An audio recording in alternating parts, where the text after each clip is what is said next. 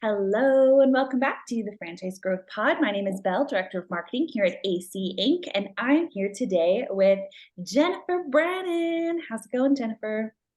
Going great, Belle. How are you? I'm good. My voice is kind of sounding weird today. Maybe it's just me. I feel like, I feel like I have a frog in my throat, but I don't. But we're going to hop in today, Jen, with an icebreaker, of course.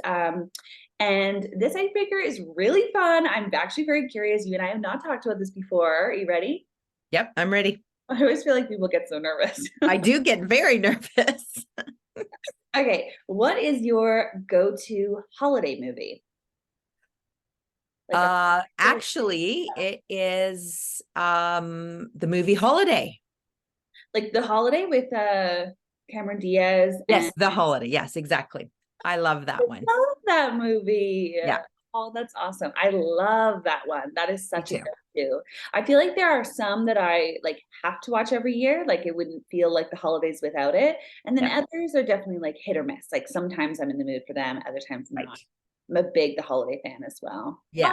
fun. Yeah. Oh, I love And that. then Love Actually is another one. I got to give that a shout out too, because Love that's a good one is too. definitely a classic. I have really realized though, the more I watch it, I am not as into it. Whereas I feel like the more I watch The Holiday, the more I love it. Oh, all right. It's interesting. On my list is also kind of a newer one, which is a bit odd. Klaus, spelled with a K. Okay. It's an animated movie. It is so good. I just to clarify, like I looked at the cover. We watched it the first time maybe 2 or 3 years ago. And when I looked at the cover, I was like, I'm not gonna like this movie. I was like, I just know I'm not gonna like it. It's not gonna be that good. I was sobbing. It put me in such a festive mood. I Oh, was like, wow. I just need to be better, like giving and being kind to people. And I was just like so not okay. So I have to say that is now one of my go-tos as well. Even though on the cover I was like, I am not gonna like it. And it was so good. I'm going to look into it. I'll watch it. Okay, so that was our little holiday festive icebreaker. We are going to be talking today about helping franchisees start off the year strong. So, and what I mean by this is not like we don't have to talk all about, just normal New Year's things like getting back on track or whatever. We don't need to get into that, but it's more about making sure as a field coach or someone who helps franchisees, supports them, helps with the operation side, anyone in that type of role who works more closely with franchisees, the new year and coming off of holiday season can be a lot for any business owner. And of course, one of the things that franchisees, have to deal with is sometimes like closing stuff around the holidays, or sometimes it's a crazy busy season. But no matter what, there's usually like a big shift around the holidays, like whether it's again like taking time off, or it's actually busier, or staffing issues, or whatever. There's always lots of stuff going on during the month of December. And then going into January, see, something's in my throat. I'm feeling it. Going into January, as a field coach, Jen, because you not only have you been like a mentor and a coach in different brands, but you've also been a franchisee who's had a coach. What are some things a coach can do to like help a franchisee move into? Because there's also all this pressure of like you got to be hitting all these goals, and like there's so much shift, there's so much going on, and then you hop into this new year, and I think a lot of people feel all this pressure and are not even sure where to start. What are some things a coach can do to help a franchisee like head into the new year feeling good, maybe a little bit more on top of things? Like, is it goal setting? Is it action planning? Is it taking a breath? Like, what are the things you'd recommend? Well, I think what I would recommend is really doing it. And now's a good time, November, December, in order to prepare for that January. Yeah. And that is some of the things that you've said is really thinking about the year and reflecting on what that franchisee wants from the year. And as far as whether it is doing some goal setting, Mm, and some annual planning, yeah. really putting some thought into it. And one of the mistakes, if you will, that I've seen with brands, what they do is they create this really great template and push it to the field coaches and say, hey, go make your franchisees fill this out. And Mm, the intentions are great, but what that does is, and there's some brands that it's like, it is due December 31st. It's due. We need it to have it in our possession. And then the franchisees feel like this is just an exercise they're making me do. It's something I have to do. It's not a usable tool for them. It's checking a box for the franchisor, and they feel like nobody ever looks at it anyway. Why am I bothering? And that's the worst thing that you can do, because it's just not productive. But if you do it in a really effective way where it has a purpose and you are doing it, or the field coach is doing it with the franchisee, then it can be done really, really well. And the benefit of that is not to stress people out, is not to just slam goals down their throats, but really collaboratively figuring out, what does the franchisee want for the next year? What do they want to accomplish? And then the coach helps them figure out, okay, what is the action plan to making that happen? And when I find that when a franchisee has a really great plan that they can follow, it takes the pressure off in the moment, scurrying around trying to figure out, oh my gosh, I've got these goals, how am I going to reach them? So we plan things out, whether it's staffing around, you're going to get up to this level. That's your goal for revenue. You've got to be staffed appropriately. Marketing is probably one of the big ones, is what are you going to do? And having that strategic plan of those activities around some of these key elements, I think is a really big way to get franchisees on the right track, knowing what they have to do. And it just takes a lot of that stress away from them. Mm-hmm. Yeah. So the biggest one would be, don't hand over something and have it be like, here's just a check, like here's something to just fill in on your own, then move forward. Instead, taking the time to go through it with them, talking about how it applies to what they actually want out of their year. Because, and you've talked about this a lot on different podcast episodes, like sometimes a franchisee wants, like what they want could potentially be like working fewer hours in my store. Like that could be one, that's a very common one, right? Is I want to work a bit less, but I don't want to, take a cut on money or whatever. That could align really well with like what is best for the overall system, for their overall business, which is not having them be such an operations role, right? Having them be more of a leader who doesn't have to be doing all the day-to-day operations all the time, and could be making them even more money if they're taking time to work on the business instead of being in the day-to-day all the time. So I feel like stuff like that, a field coach would have time to kind of explain how those things connect.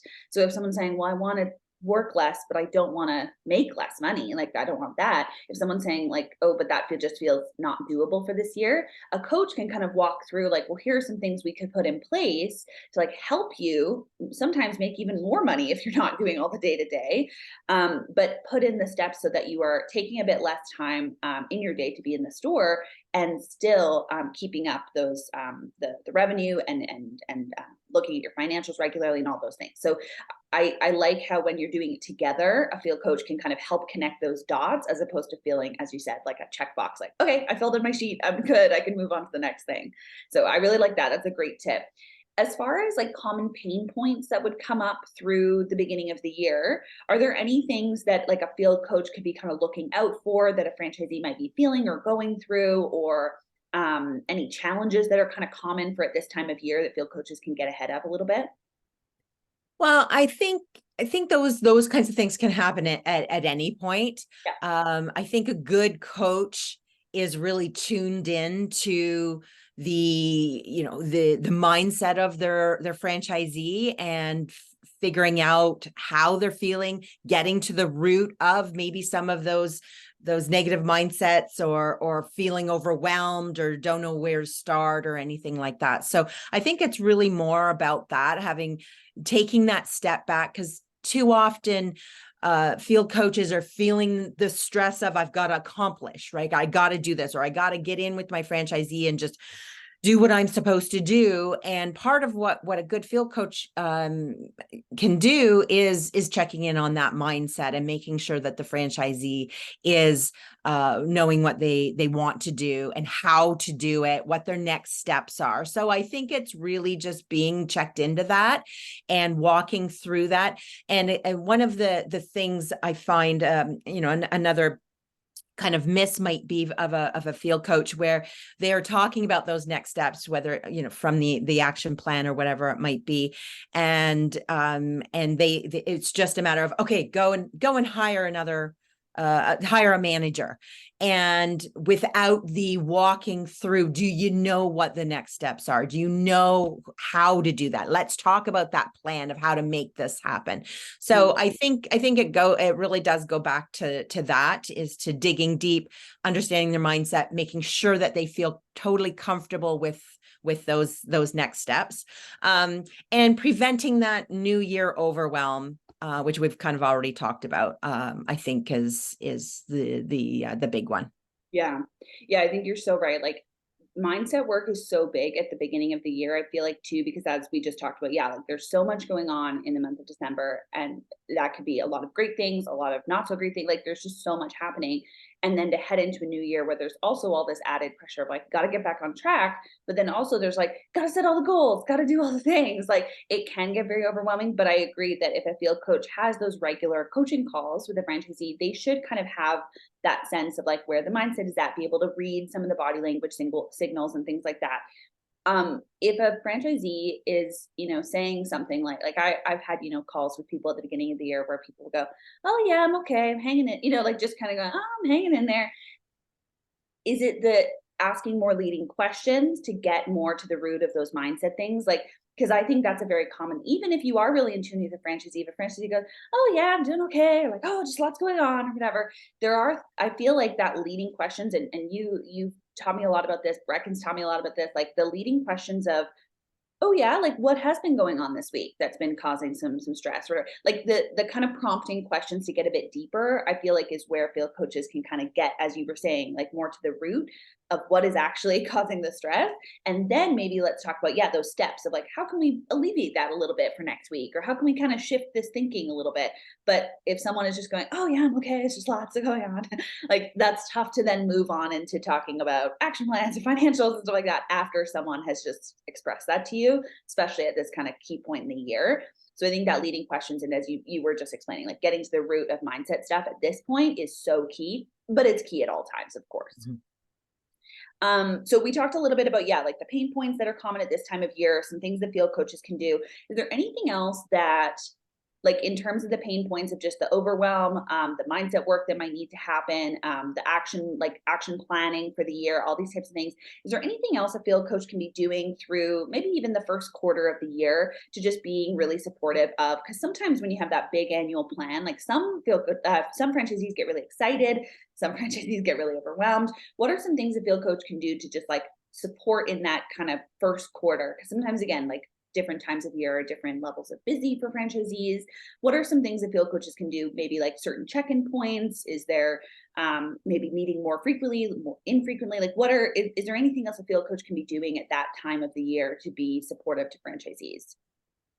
I think the key comes down to knowing your franchisee. There's not one kind of prescription for everyone, if you will, really knowing them and what their needs are. So just like you mentioned, maybe, more frequent check-ins. Maybe there's some franchisees that you don't need to check in. You've got your monthly meeting where you're going over their action plan or their action tasks, and you've got their goals and that kind of thing. But then there's others that need the check-in. So when you've done your coaching session and they've got their action steps, maybe you're going to check in with them a week later and say, how's it going? What are some of the obstacles? Is there anything getting in your way of accomplishing the action step? And again, the action step that they have decided on, not that we're giving them their own action step.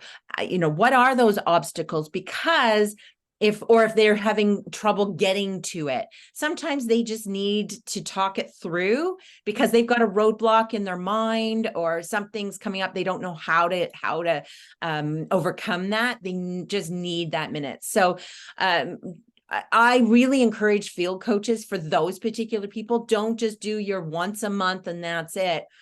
Get on the call for 10 minutes. Just call them up. Hey, how's it going? How are you making out? Or also, you've got somebody that's struggling with mindset. Figure out a way to connect with them in a different way. Send them a funny meme or a YouTube video that's relevant, or even just a, hey, was thinking about you, email or text. Sometimes those are the things, we're dealing with people here.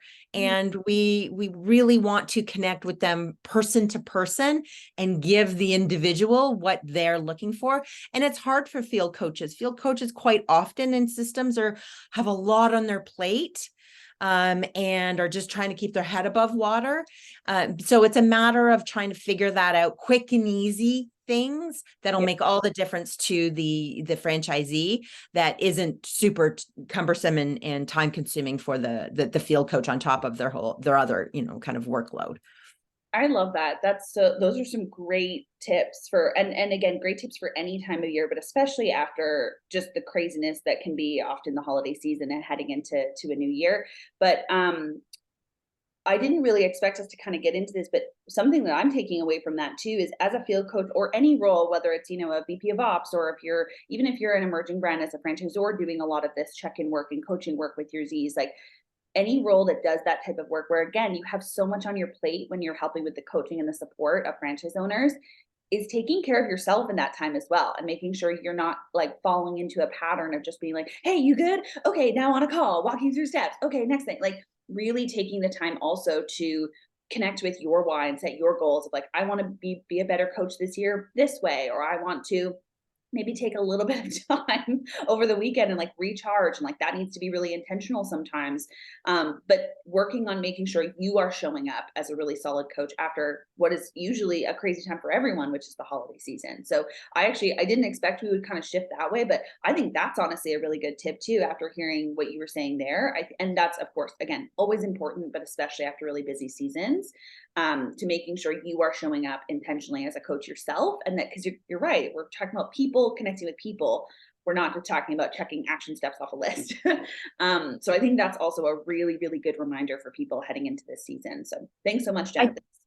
I think one thing about around that is field coaches typically are giving empathetic people. Yeah. And so that's a very valid point about how we need to recharge. I'm a big fan of over the holidays, whatever you can get downtime to get back at it, because that it really, when you have time away, it really does recharge you.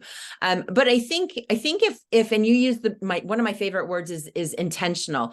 If field coaches can be intentional about those little things, that person to person connection stuff, quite often that fills their bucket too, because that's the type of people that they are. So maybe it's a matter of intentionally blocking off time, or however they figure it out, to give them the opportunity to do those little things that will help fill their own bucket, as well as the franchisees. And so it's not so much all of the time just about the coaching stuff and numbers and action plans, and we'll get a little fun in there, and a little person to person kind of fun contact in some of those little things we've talked about.